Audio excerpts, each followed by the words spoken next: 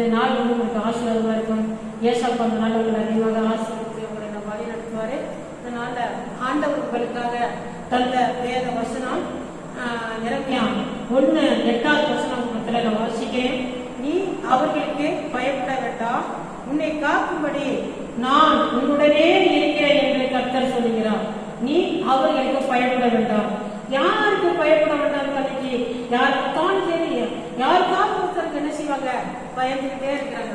மனிதர்களுக்கு பயம், எல்லாத்துக்கும் பயம், எதை எடுத்தாலும் பயம், வெளியில வரத்துக்கும் பயம், ரோட்ல போறதுக்கும் பயம், எங்க ஒருத்தங்க போறதுக்கும் பயம், எதை எடுத்தாலும் பயம், எல்லாத்துக்கும் பயந்து பயந்து வாழ்கிற இந்த உலகத்துல ஆண்டவர் உங்களை பார்த்து சொல்றாரு, நீ என்ன செய்யாத, அவர்களுக்கு பயப்படாத அப்படின்னு. இன்னொரு 41:10 எல்லாருக்குமே தெரியும் நினைக்கிறேன். ஆண்டோட பிள்ளைகளா இவங்க ஒவ்வொருத்தருக்குமே தெரியும். நீ பயப்படாதே, நான் உன்னுடனே இருக்கிறேன், தெரியாதே, நான் உன் தேவன், நான் உன்னை பலப்படுத்தி உனக்கு சகாயம் பண்ணுவேன், என் நீதி வளர்க்கிறதுன்னு உனக்கு தாங்குவேன், நீ பயப்படாதுன்னு ஆண்டவர் சொல்றாரு. அருமையான வருகிறார். நீங்க எதெல்லாம் குறித்து நீங்க பயந்து கொண்டிருக்கிறீங்க? இன்னைக்கு மனிதர்கள் பயந்து கொண்டிருக்கிறோம். வியாதிகளுக்கு பயம், சாட்சிக்கு பயம், சாட்சி எதையாவது ஒன்று கொண்டாந்து போட்டு மனுஷனை போட்டு பயம் காட்டிக்கிட்டே இருப்பான். ஒரு வியாதியை குறித்து பயம் காட்டிக்கிட்டே இருப்பான். ஒரு ஆபரேஷன் பண்ண போனோம், அதுக்கு ஒரு பயம் வரும். மருத்துவர்கிட்ட போனோம், அவங்க ஏதாவது சொல்லிடுவாங்கன்னு ஒரு பயம். பரீட்சை எழுத போனோம், அதுக்கு பயம். காலேஜுக்கு போனோம், என்னெல்லாம் கொடுத்து பாடத்தை கொடுத்து எப்படிலாம் படிக்க வைக்கிறாங்களோ அவங்களாம் பயம். இங்கிலீஷ்ல பேச வைக்கிறாங்கன்னா நம்ம பிள்ளைங்களுக்கெல்லாம் பயம். எதை எடுத்தாலும் பயம் பயம். ஆண்டவர் சொல்றாரு, பயப்படாதேன்னு சொல்றாரு. பயப்படாது, நான் உன்னுடனே இருக்கிறேன் அப்படின்னு ஆண்டவர் சொல்றாரு. இன்னொரு வசனம் கூட என்ன சொல்லப்பட்டிருக்கு, உன் தேவனா இருக்கிற கர்த்தராகிய நான் உன் வலது கையை பிடித்து பயப்படாத, நான் உனக்கு துணை நிற்கிறேன் என்று சொல்லுகிறார். பாருங்க, நம்ம ஏசப்பா எப்படி அன்புள்ளவர் பாருங்க, எப்படி ஒரு அன்புள்ளவர், தேவாதி தேவன், சர்வ வல்லமுள்ள தேவன்.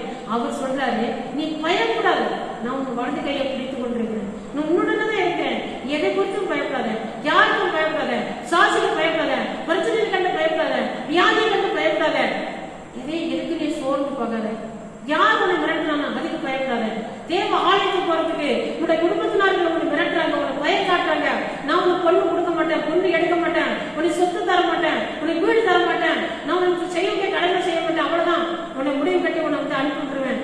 பயப்படாதீங்க. ஆண்டவர் சர்வ வல்லமுள்ள தேவன். பூமியெல்லாம் அவங்களுடைய கையில இருக்குது. அவர் நினைச்சவங்களை ஆசீர்வதிக்க முடியும். பயப்படாதீங்க, ஆண்டவர் உங்களோட இருக்கிறாரு. விட்டுருங்க, ஆண்டவர் உங்களை உயர்த்துவாரு. யாரும் உங்களை பயன்படுத்தினாலும் சரி, ஒரு அப்பா அம்மா பயன்படுத்தினாலும் சரி, உங்களுடைய உறவினர்கள் பயன்படுத்தினாலும் சரி, ஆண்டவருக்கு முதலிடம் கொடுங்க, ஆண்டவரை நேசிங்க, ஆண்டவருடைய வார்த்தைக்கு உங்க ஆண்டவருடைய வார்த்தையை கை கொண்டு நடங்க. பயப்படாதீங்க. என்ன பிரச்சனை வந்தாலும் ஆண்டவர் பார்த்துக்குவார். அவர் உங்களோட இருக்கிறாரு. அவர் எல்லா பிரச்சனையும் அடிச்சு உடைச்சு நொறுக்கி போடுவார். உங்களுக்கு ஆண்டவர் விடுதலை தருவார். ஏசப்பா உங்களை அதிகமாக ஆசீர்வதிப்பார். இந்த நாள் உங்களுக்கு ஆசீர்வாதமாக இருக்கும். நீங்க ஆண்டவருக்காக துணிஞ்சு நடங்க, ஆண்டவர் வழியில நடங்க. ஏசப்பா உங்களை அதிகமாக ஆசீர்வதிப்பார். உங்களுக்காக ஜெபிக்கிறேன். பரிசுத்தம் நல்ல பிதாவே, உங்கள் கோத்திர நன்றி தகப்பனே. ஆண்டவரே, அந்த வேத வசனத்தை கேட்ட உங்க பிள்ளைகளை ஒவ்வொருத்தரையே தனித்தனியா பேருடா தொட்டு ஆசீர்வதிக்க தகப்பனே. ஏசப்பா, அதை கேட்டவர்கள் எல்லாம் ஆண்டவரை எந்தெந்த விஷயத்துக்காக பயந்து கொண்டிருக்கிறார்களோ, இயேசுவே உங்க பிள்ளைகளை ஆண்டவர் அப்பா, நீங்க ஆண்டவரை ஆட்சி தேற்றி தைரியப்படுத்துங்க. ஆண்டவரே, நான் உடனே இருக்கிறேன்னு சொல்லியிருக்கிறீங்களப்பா, உன் வலது கையை பிடித்து நான் ஒரு துணை நிற்கிறேன்னு சொல்லியிருக்கிறீங்களப்பா, நீ அவர்களை பயப்படாதுன்னு சொல்லியிருக்கிறீங்களப்பா. ஏசப்பா, உங்க பிள்ளைகளை நீங்க தைரியப்படுத்துங்க, ஆசீர்வதிங்க. ஆண்டவரே, ஏசப்பா உங்க தோற்றம் ஆண்டவரே, எல்லாவற்றிலும் ஆண்டவரே அப்பா, நீ உங்களோட பிள்ளைகளோட அந்த வழி நடத்துங்க, ஆசீர்வதிங்கப்பா.